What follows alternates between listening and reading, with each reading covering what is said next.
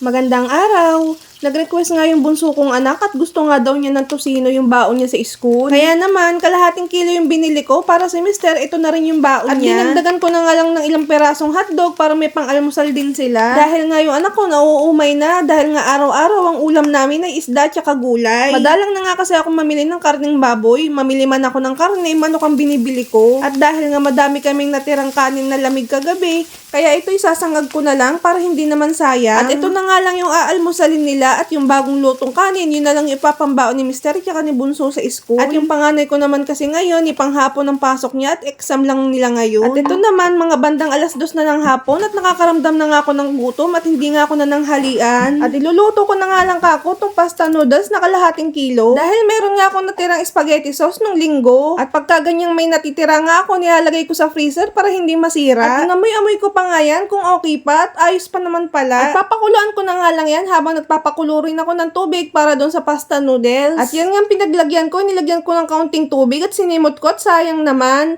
para hindi rin naman manikid dyan sa kawali pagka kumukulo. At dito nga sa part na to, nagmamadali na ako dahil nga mag-aalas 3 na at manunundo pa ako ng bunso ko sa school. Kaya pagkaluto ng pasta noodles, hinugasan ko na kaagad yan at isinalin ko na yung sauce dyan sa kaldero. At hinalo-halo ko na nga lang yan ng mabilisan.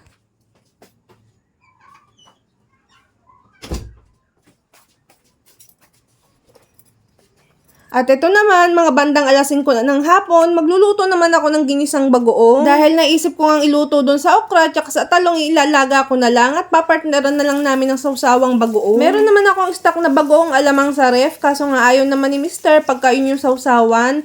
Mas gusto nga niya itong ginisang bagoong. Mas gusto nga niya yung ginisang bagoong na isda kaysa sa bagoong alamang. At ito nga, nagisa lang ako ng sibuyas, bawang, tsaka ng luya. At nilagyan ko ng 2 siling labuyo at nilagyan ko rin ng suka. Hindi ko nga muna yan hinalo hanggang sa makakulo yung suka. At nung makakulo na, nilagyan ko naman yan ng asukal. Naglalagay talaga ako ng asukal sa ginisang bagoong para mas masarap.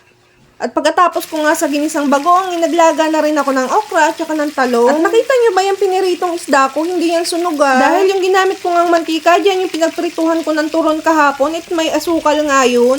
Yan, dumikit tuloy sa isda. Hinayang naman kasi ako sa mantika na ginamit ko kahapon at madami nga yun. Sabi ko doon na lang ako magpiprito. At ayun nga, yun nangyari. Ayun ang naging resulta.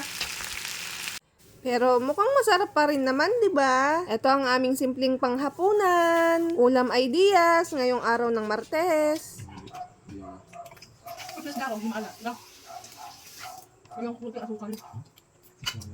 Ganyan talaga yung pagluluto ng bagong isda, may sukal. Buti natin itong okra eh. Yung kayo bukas. Doon mo na natin, Ben. Dahil kasi naman nandiyan ka. Ay, doon talaga. Ikaw. Bakit ito ulo? Ben. Ngayon. Ano ito? Pinakalo ng tubig doon. Hindi na naisip. No? Sabi ko doon, para hindi ka na tumayo-tayo dyan. Pwede may paabot.